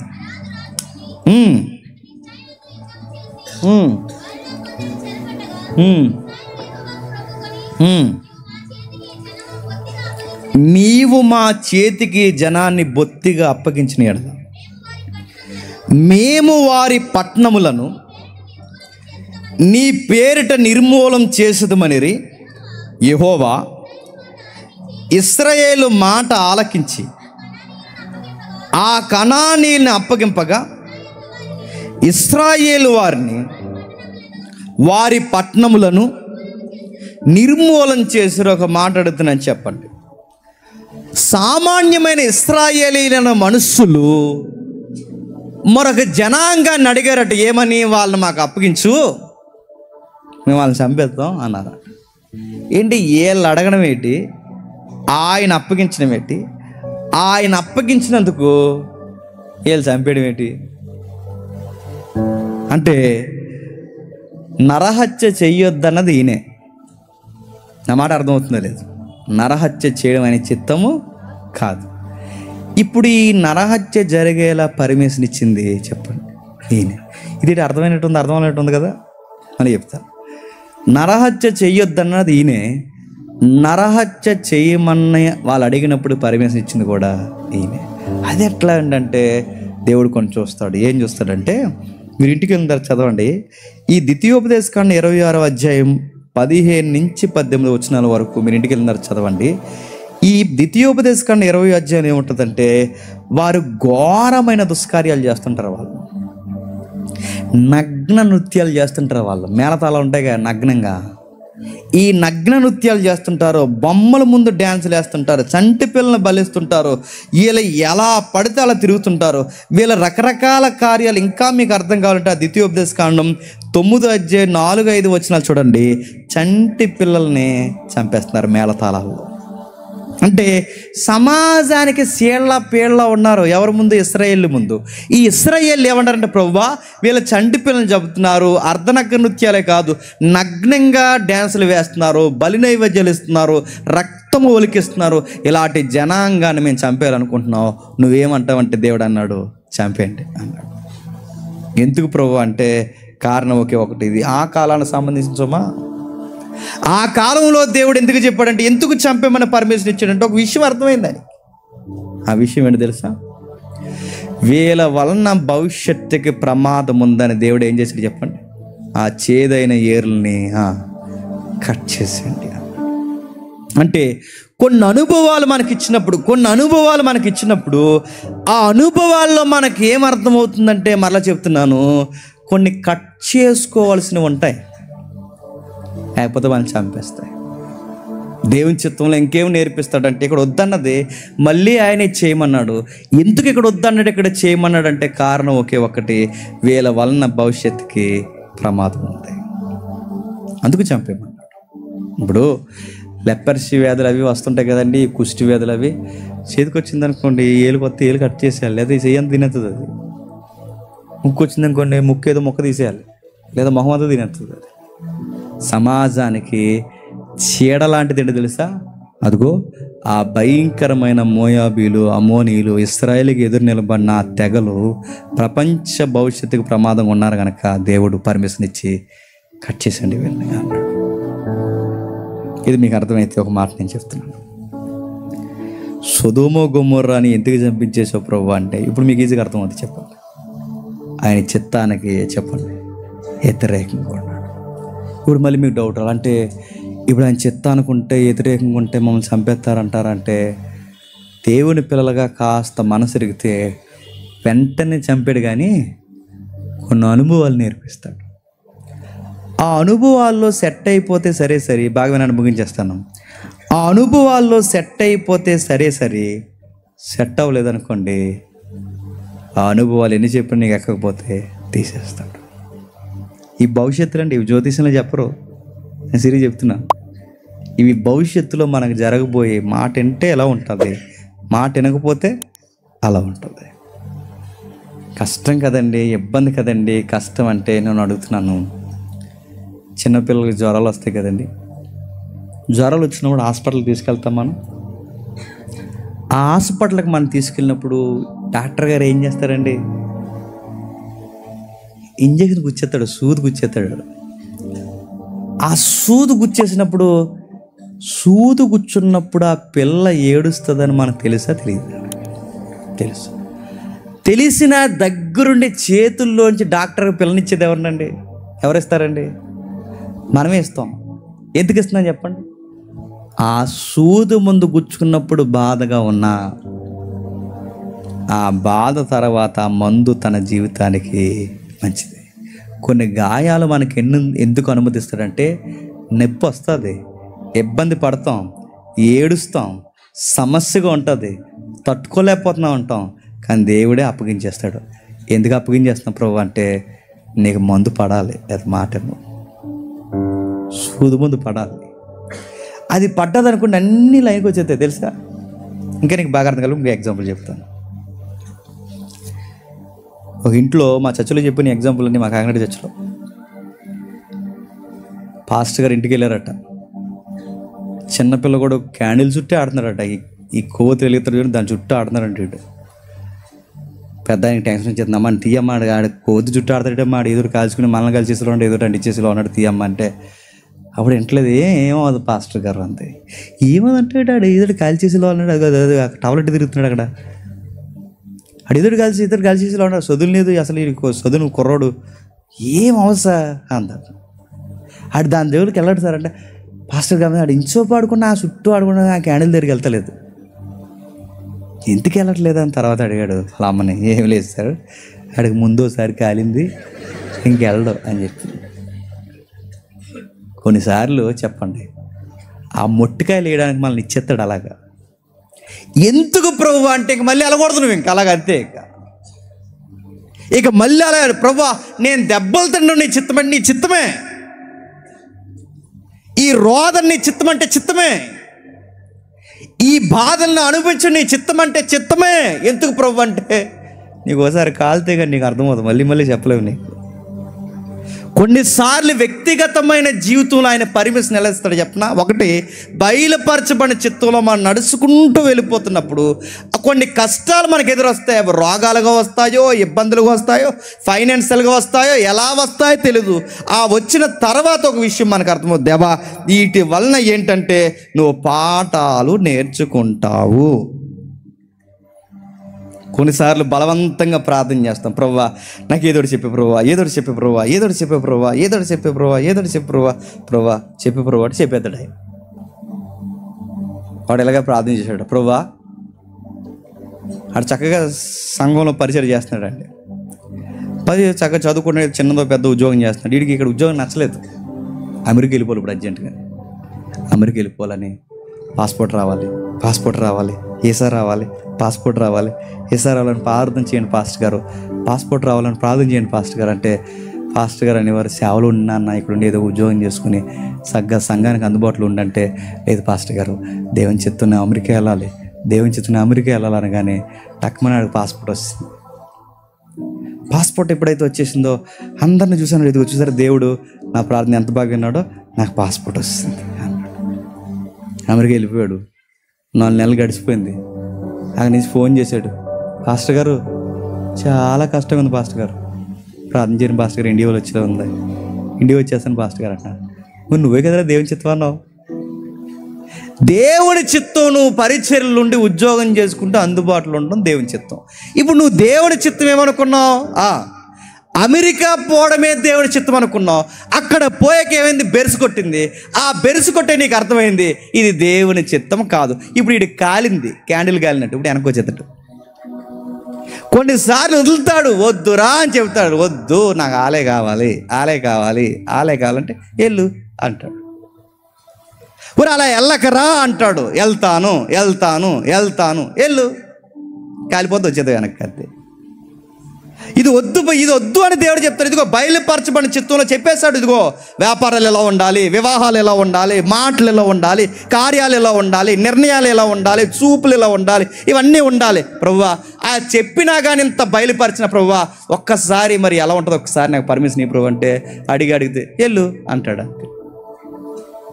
కాలిపోద్దు, మూది కాలిపోద్దు, వచ్చేద్దాం. అంతే. ఏదో జరిగిపోతే వచ్చేద్దాం. అంటే దేవుడు అనుమతిస్తాడంటే ఇస్తాడు.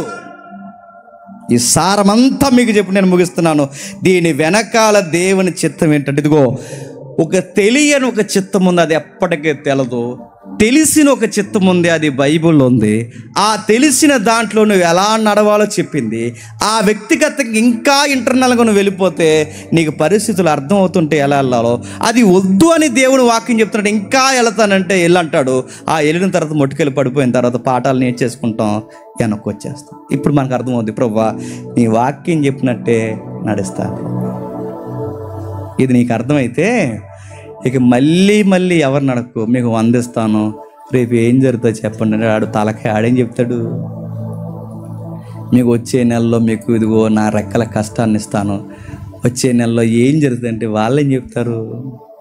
వాళ్ళు ఏం చెప్పలేరు. దేవుడు చెప్పాల్సిందంతా చెప్పండి, బైబిల్లో చెప్పేశాడు. నాకు ఇంకా వ్యక్తిగతంగా తెలియాలంటే ఆయన సర్వశక్తుల్లో కొన్ని ఉన్నాయి, ఎప్పటికీ చెప్పడు. నేను అడుగుతున్నానండి, నేను తెల్లవారులు ఎన్ని రోజులు ఉపవాసం ఉన్నా, ఎంత ఉపవాసం ఉన్నా, ప్రభువా నేను ఎప్పుడు చచ్చిపోతాను నాకు డేట్ చెప్పండి చెప్తాడా?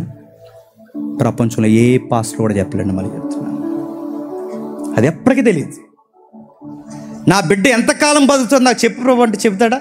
చెప్పడు. ప్రభువా ఇదిగో ఇంకా నాకు తెలియాల్సిన రహస్యం ఉంది, ఆ 2వ రాకడ ఎప్పుడు చదువుతావు చెప్పండి చెప్తాడా?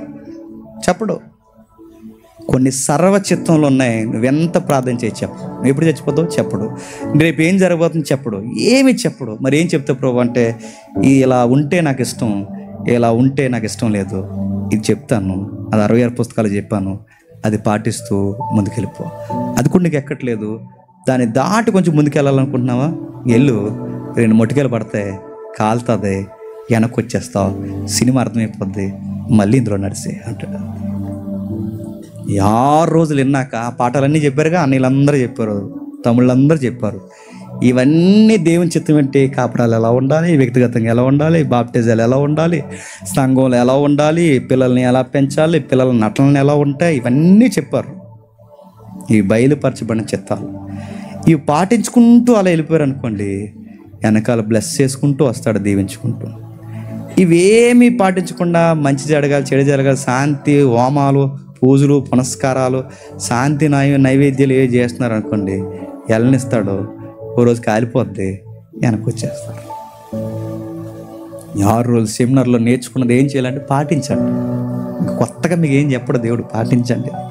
ఈ చెప్పింది పాటించండి. ప్రభువా మాకు ఏం చెప్తావు ప్రభు అంటే, చెప్పాల్సిందంతా బైబిల్లో చెప్పాను, బోధించాల్సిందంతా ఏడాది బోధిస్తున్నాను. ఈ ఏడాది ఇప్పుడు చెప్తున్నాను, ఈ ఏడాదికి ఈ 6 రోజుల సారం చాలండి. ఈ ఏడాదిలో ఈ 6 రోజులు చెప్పిందంతా పాటించండి. అది అయిపోతుంది. మళ్ళీ వచ్చే సంవత్సరం రండి, మళ్ళీ ఇంకా చెప్తాం, మళ్ళీ ఆ ఏడాదంతా పాటించండి, మళ్ళీ రండి, మళ్ళీ చెప్తాం. అలా ప్రతి న్యూ ఇయర్కి నీకు నూతన సంవత్సరం ప్రారంభం అవుతుండగానే దేవుని చిత్తం ఇక్కడ 6 రోజులు ఇంకా నీకు బాహాటంగా బోధిస్తాడు. జ్యోతిష్యాలు నమ్మకండి, వాళ్ళకి ఏం తెలియదు. మాంత్రికుల దగ్గరికి వెళ్ళకండి, వాళ్ళకి ఏమీ తెలియదు. ఆ అలవాట్లు పోక అవే అలవాట్లు పాస్టర్ గారి దగ్గరికి వచ్చి మాకు ఏం జరుగుతుంది చెప్పండి అని అడగండి, వాళ్ళకి ఏమీ తెలియదు. తెలిసిందల్లా ఒక్కరికి. ఎవరికి చెప్పండి? రేపేం జరుగుతుందో నీకు తెలియదు, నాకు తెలుసు. ఇలా వెళితే నీకు మంచిది కాదో కాదు, అవునో కాదో నాకు తెలుసు. నేను ఎలా తిప్పాలన్నా నా చేతుల్లో. నువ్వు నాకు సరెండర్ అయిపోతే, నువ్వు నన్ను ఒప్పుకుని నా చిత్తానికి లోబడితే, రాజుల హృదయాల్ని నీటి కాలువల్లో తిప్పేసి నేను నీ భవిష్యత్తుని కూడా ఎలా కావాలో అలా చెప్పండి తిప్పేస్తాను. అందుకే నేను ఇందాక ఎగ్జాంపుల్ చెప్పిన నా అనుభవం నాకు అనిపించింది చెప్తున్నాను. ఇది ఎప్పుడో జరిగిపోయినట్టుందిరా అంటే నా అనుభవమే, నేను ఇది నమ్మడం చెప్పట్లేదు. ఇది ఎప్పుడో జరిగిపోయినట్టుందంటే బహుశా రీల్ వెనక్కి తిప్పి ఇలా తిప్పేసేయడం అనిపిస్తుంది నాకు. ఏమో మరి ఏం జరిగిందో అది తెలియదు, అది వ్యక్తిగతమైన ఎక్స్పీరియన్స్ తప్ప. ఏమో ఆయన చిత్తం ఎలా నరిగిస్తున్నాడో, ఏం నేర్పించడానికి తీసుకెళ్ళాడో, ఏం జరిగిందో మనకు తెలియదు. భవిష్యత్తు మారదా ఉన్న విషయాలు వెనక్కి తీసుకెళ్తారు. ముందు ఇవన్నీ నాకు తెలియదు, నాకు కన్ఫర్మ్ చేయలేను. కానీ ఒక విషయం అయితే నేను చెప్పగలను, ఆయన చిత్తంలో ఏదైనా చెప్పండి చేయగలరు. ఇప్పుడు ఇలా కీడు జరుగుతున్నట్టు ఉంటుంది, ఆ కీడుని యోసేపుకు మేలుగా మార్చేశాడు. ఇప్పుడు నష్టం జరుగుతున్నట్టుగానే ఉంటుంది, ఆ నష్టమే రేపు పొద్దున్న నీకు గొప్ప ప్రతిఫలం ఇవ్వడానికి ఉంటుంది. ఏదో అయిపోయింది, ఇంక అంతమైపోయినట్టు ఉంటుంది, కానీ అది ప్రారంభం విజయానికి అన్నట్టు తర్వాత ఆయనకు అర్థం. ఆయన మనకు చెప్తుంటాడు. ఇది ఎలా ప్రభు అంటే ఆయన ఒకటే చెప్పాడు, రేపేం జరుగుతుందో నీకు అనవసరం, రేపేం జరగబోతుందో చేతుల్లో పెట్టుకున్న వాడే నీకు ముఖ్యం. నువ్వు ఆయన వైపు చూడు, రేపేం జరగబోతుందన్న చూడకో, నువ్వు ఆయన వైపు చూసి ఆయన అడుగుజాడలంత నడిచెళ్ళిపో, నీ భవిష్యత్తుని దీవిస్తాడు. బైబిల్ అంతటిని పిండితే ప్రభువా నాకు ఎలా నడవాలో, ఎలా ఫాలో అవ్వాలో నాకు ఒక్క మాటలో చెప్పంటే ఒకే మాట చెప్పేశాడు. నా సర్వచిత్తంలో సెంటర్ ఆఫ్ అట్రాక్షన్ ఒక పర్సనాలిటీ ఉంది, ఆయనే ప్రభు అయిన యేసుక్రీస్తు. పేతురు గారు అంటాడు, ఆయన అడుగు జాడలు వెళ్ళిపో అన్నాడు. ఆయన అడుగు జాడలు వెనకాల నడుచుకుంటూ వెళ్ళిపో, ఎలా బతకాలో, ఎలా మాట్లాడాలో, ఎలా ఉండాలో ఆయన అడుగు జాడలంతా ఆయన వెంబడించి వెళ్ళిపో. ఆయన వెంబడిస్తూ వెళ్ళిపోతే నీ నిత్యత్వానికి నేను గ్యారంటీ ఇస్తున్నాను. నువ్వు ఎక్కడ బాగుంటావు చెప్పండి, అక్కడ బాగుంటావు. నీ జీవితం నెమ్మది కలిగి నీ దినముల్లో నువ్వు చక్కటి సమాధానం చూస్తావు. రేపు నుంచి మేము ఏం చేయాలంటే 26 పుస్తకాల్లో బయలుపరచబడిన చిత్తం ఉంది, తెలుసుకోండి. రేపు ఎర్ర బస్సు వస్తుందా, తెల్ల బస్సు వస్తుంది అంటే ఏ బస్సు వస్తుంది చెప్పదు, కానీ బస్సు వస్తుంది మొత్తం మీద ఎక్కువ వచ్చింది అంతే. ఇంకా అలాంటి చెప్పడండి, సిల్లీ థింగ్స్ అవన్నీ. బస్సు వస్తుందా, లారీ వస్తుందా అలాంటి చెప్పడు. సర్వాధికారుడైన దేవుడు బస్సు వస్తుందా, ఆటో వస్తుందా చెప్తాడా? నేను చెప్పింది అని చెప్పిన ప్రయాణంలో జాగ్రత్త అని చెప్పాడు, అంతే. అంతవరకు చెప్తాడు ఆయన. బార్డర్స్ చెప్తాడు, ప్రతి చిల్లి విషయాలని చెప్పు, గుర్తుపెట్టుకోండి. ఇప్పుడు చెప్పండి, ఆ రోజుల్లో మనకేం చెప్పాడు? కాపురాలు ఎలా ఉండాలి చెప్పాడు, వ్యక్తిగతంగా సక్సెస్ ఎలా ఉండాలి చెప్పాడు, బాప్టిజాలు ఎలా ఉండాలి చెప్పాడు, బోధకులు ఎలా ఉండాలి చెప్పాడు, పిల్లలు ఎలా ఉండాలి చెప్పాడు, జీవితాలు ఎలా కట్టుకోవాలి చెప్పాడు. 1 2 6 రోజులు కొన్ని పదులు పాఠాలు చెప్పాడు. ఇవి పాటించండి, దేవుడు మీ భవిష్యత్తుని వర్ధిల్లింప చేయనుగాక. ఆమేన్, ఆమేన్, ఆమేన్.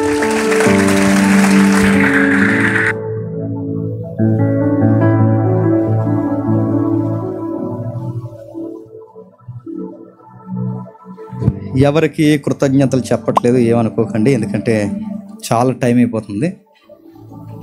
ఎవరు కృతజ్ఞత కలిగిన వారో, ఎవరు కష్టపడిన వారో, ఎవరు ఎంతవరకు పరిచయం నమ్మకంగా చేస్తున్నారో, 6 రోజుల్లో ఎవరు ఎలా నలిగిపోయారో అవన్నీ మా కన్నులకి తెలుసు. మాకన్నా బాగా మన నడిపించిన దేవుని కన్నులకి ఇంకా బాగా తెలుసు. కాబట్టి ఎవరిని పొగట్లేదు, ఎవరిని అందరాలు ఎక్కించట్లేదు, ఎందుకంటే అవి మనకు మంచిది మన భవిష్యత్తుకి మంచిది కదా. ఎందుకంటే ఇవి అలవాటు అయిపోయినాయి అనుకోండి, తెలియకుండా వచ్చే ఏడాది కూడా పోయిన సంవత్సరం కన్నా ఈ సంవత్సరం కొంత తక్కువ పొగిడారు నన్ను అనుకుంటారు. అందుకే ఎవరిని పొగడొద్దు, ఎందుకంటే నేనంతో మీరంతే, మీరంతో నేనంతే, మా అందరం కలిస్తేనే ఈ 6 రోజుల సెమినార్. కాబట్టి ఇది ఎవరు ఎక్కువ కాదు, ఎవరు తక్కువ కాదు, అందరం కష్టపడ్డాం. ఇక్కడ జేమ్స్ అన్నవాడు, శ్రీకాంత్ అన్నవారు వాళ్ళే కాదు, ఆ కుర్చీల దగ్గర నుంచి, బాత్రూమ్ దగ్గర నుంచి, భోజనాల దగ్గర నుంచి, సంగీతాల వరకు అందరం కలిసి కష్టపడితేనే ఇంత మంచి వాతావరణం జరిగింది. కాబట్టి అందరూ గొప్పోళ్ళే, అందరూ దేవుని పిల్లలే, అందరూ గణపరచబడిన వారు. కాబట్టి దేవుని పేరును బట్టి మీ కష్టపడిన కష్టాన్ని, మీ నిజమైన పరిచయాన్ని దేవుడి జీవగ్రంథంలో మరింత ఇబ్బందిగా లెక్కించిన కాక. ఆమేన్.